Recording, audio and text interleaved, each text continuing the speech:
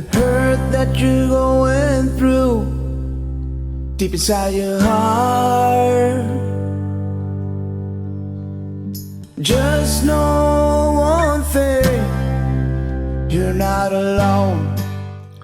A free and just society should look very similar to a festival tent, where protection is there if needed, but it's wide open for ease and convenience, and nobody is forced to attend, and they can leave whenever they want.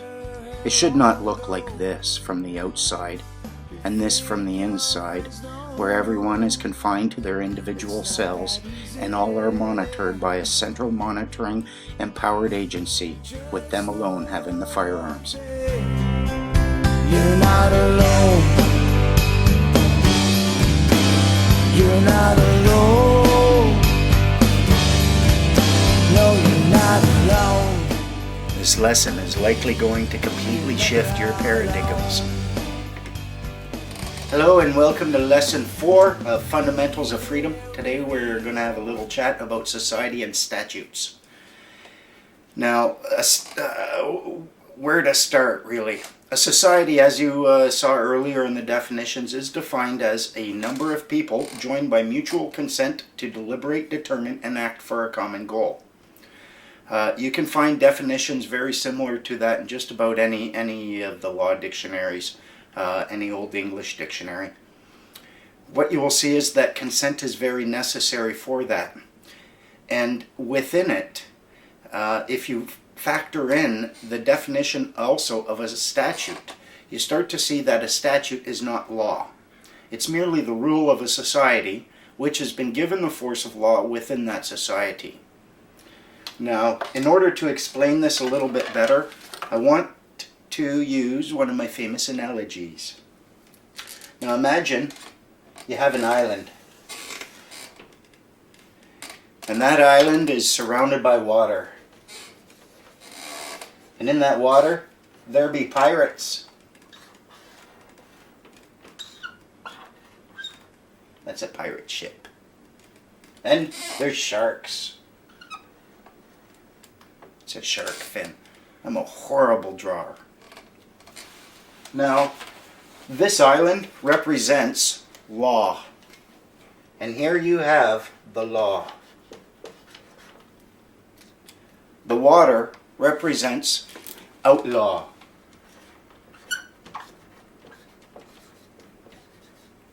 Or outside of the law. You don't want to be outside the law. There you will find sharks and there you will find pirates. And if you are operating out there, you're going to want to have your own ship. Now, the law, the island, is the law. And on this island, you can find a shack. Call it a house that has been built on the island of law. Now this house, when you build a house, you have to have a foundation. And that foundation has to be within the bounds of the island.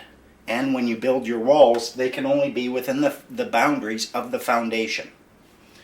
If you try to build that house without a foundation, it fails. If you try to build the foundation outside the bounds of the law, it fails. And therefore the house has to stay within the bounds of the law. Now this house represents, for all intents and purposes, we will call it society. And essentially this is equity. Within this structure right here, you have a society where people have entered into it voluntarily and they are bound by the rules of that society, of that house party. The thing is, the people who are operating this society, they cannot operate in a way that is unlawful. This is why that maxim is important. The law, upon the law, you can build your house. But upon your house, you cannot build an island. The law will give rise to a fiction such as this society, but the fiction itself cannot create rules and then call them the law. The statutes are in fact the rules that exist within this house. And all of those rules must be at all times lawful. If they're not lawful, you can disregard them. Now, a society on this house, you must be able to leave the house. If you can't leave the house, it's no longer a society. You must be a member through mutual consent, and if you are not a member through mutual consent, they can't take those rules of the house and apply them to you in a manner that is offensive to the law. If they do, you have a right to come down on them for it. One problem that a lot of people make, one big mistake that a lot of people make, and certainly what the people in the house want you to believe, is that their rules do in fact form the law. That's not the case. If you're in their house, their rules have the force of law.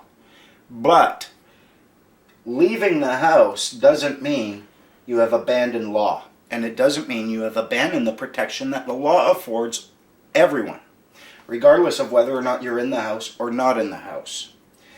Now, what we're facing is that this society that we have, and the World Freeman Society's perspective on it, is that within this house, you will have the parent figures, and then you have the children, the little babies. Now, are you a parent figure or are you a little baby? Are you in fact a ward of the state? At the beginning of this lesson, you saw these maxims. If you know not the name of a thing, all knowledge of that thing must perish. And here's a challenge to you. Name your society. In order for it to exist legally as an actual structure in the land of law, you have to have a name. If you do not know the name of your society, you cannot claim that it exists. Now, the structure that I see, the way it's unfolded, there is a society. And that society is the Law Society. And this Law Society has generated a series of rules for their own house. And because you have come to them much like a child, begging them through application, submission, and registration, they have taken you in lawfully into their society, and now they claim that you are subject to their rules. And that is all within the bounds of the law. It's all entirely lawful. So here you are, you're not really a member of the society, but you're bound by the rules, and they get to claim that these rules, you can't understand them, but they can. And therefore, they end up being, for all intents and purposes, your nanny. There's nothing, however, stopping you from exiting their structure and existing within the bounds of the law, but not within the bounds of their house. And that doesn't mean that because you reject their statutes, you reject the law, and you now exist here in outlaw land or on the high seas where you can be eaten by sharks and attacked by the pirates. You can, in fact, exist within the law and not exist within their structure. The big problem that I see is I like the concept of societies. I've got no problem with them. But what I don't like is a society that claims that we are all bound by their rules, but we can't understand those rules, and only they can. That's not lawful to me.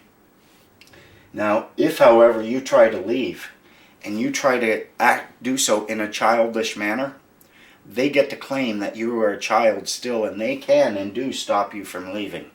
But if you do it in a manner, in a fashion, which claims the moral high ground and doesn't harm, damage, or use fraud in your contracts, there's nothing that this other person can do to stop you from growing up and leaving their structure and saying, I'm no longer your child, I'm an adult like you are, we both exist in the land of law, and I'm not consenting to you being my nanny.